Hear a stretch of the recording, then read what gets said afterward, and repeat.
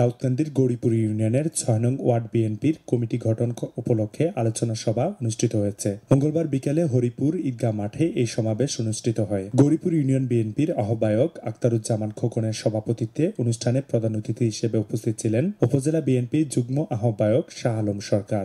যে দীর্ঘদিন আন্দোলন সংগ্রাম আমরা দেখছি, কারে পাওয়া গেছে কারে পাওয়া যায় নাই, এটি আমরা দেখব। গণ্যমান্য ব্যক্তি যারা আছেন আমরা এটা বিবেচনা করব। আর এটা কথা হইলো, আপনারা ক্যান্ডিডেট যে কেউ হইতে পারেন, ক্যান্ডিডেট হইতে কোনো বাধাবিঘ্ন নাই বা কোনো নাই, আপনারা ক্যান্ডিডেট হবেন। আমরা যারা আছি এখানে 5 জন আছি, আমরা আলাপ আলোচনা করব। যারা দুর্দিনে বিএনপিতে ছিলেন, যারা দুর্দিনে বিএনপি করছেন, যারা দুর্দিনে এই বিএনপির দুঃখ কষ্ট দুর্দশা লাঞ্ছনা দুঃখ ভোগ করেছেন, তাদেরকে দিয়ে আপনারা এই কমিটি উপহার দিবেন। আল্লাহর অশেষ রহমতে এই 2024 সালের 5ই আগস্টে ছাত্র জনতার বিপ্লবের মাধ্যমে এই খুনি হাসিনা দেশ থেকে পলায়ন করে ভারতে আশ্রয় নিয়েছে।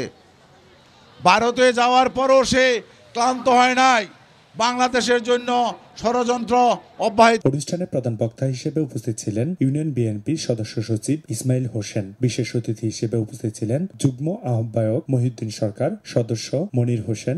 এখনো আওয়ামী লীগ নানাভাবে ষড়যন্ত্র করে যাচ্ছে। উনি যদিও ইন্ডিয়া বসে থেকে ওনার নেতা কর্মীদেরকে এই দেশকে ষড়যন্ত্রের মাধ্যমে আমাদেরকে আবারও এই দেশকে নানাভাবে ষড়যন্ত্রের মাধ্যমে বিএনপিকে যাতে ক্ষমতায় না আসতে পারি। এই হরিপুর কেন্দ্র সবসময় বিএনপির ঘাঁটি।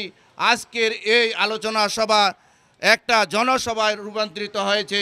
এখানে প্রমাণ করে বিএনপি একটা জনপ্রিয় দল এবং জনপ্রিয় সংগঠন। এই 17 বছর অত্যাচার অবিচার করে হামলা মামলা করে মিথ্যা মামলা দিয়ে হয়রানি করেও বিএনপির চুল পরিমাণ কোনো জনপ্রিয়তাকে 10 নামাইতে পারে নাই, বরঞ্চ আরও জনপ্রিয়তা বৃদ্ধি পেয়েছে। আমি অতীতে দেখেছি উত্তর হরিপুরের জনগণ বা ভোটাররা কীরকম ভাবে ভোট কেন্দ্র যায়, অতীতে দেখি নাই ভোট কেন্দ্র যাইতে। তো সামনে কি আপনারা এরকমই করবেন নাকি ওয়ার্ড কমিটি পাওয়ার পরে ঘরে বসে থাকবেন? যদি ওয়ার্ড কমিটি পাওয়ার পরে ঘরে বসে থাকেন তাহলে আসলে আজকে ওই প্রার্থীতে হইেন না যে ঘরে বসে থাকবেন। যদি কেন্দ্র যাই এজেন্ট হতে পারেন তাহলেই ক্যান্ডিডেট হইবেন, নাহলে কেউ ক্যান্ডিডেট হইবেন না। কারণ আমার সাথে আপনাদের কেন্দ্র আমি হরিপুরে কখনো দেখি নাই এই 4-3টা নির্বাচনের সময় এজেন্ট।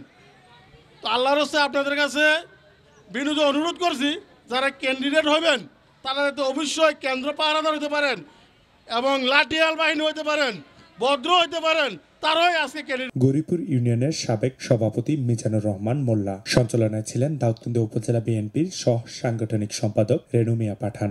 অনুষ্ঠানে আরও উপস্থিত ছিলেন HM মোহন, সেলিম হাজারি, ফরিদা ইয়াসমিন ডলি, সাইদুল ইসলাম গরিব সহ আরও অনেকেই। সূচনা community.tv বিনোদনের পাশাপাশি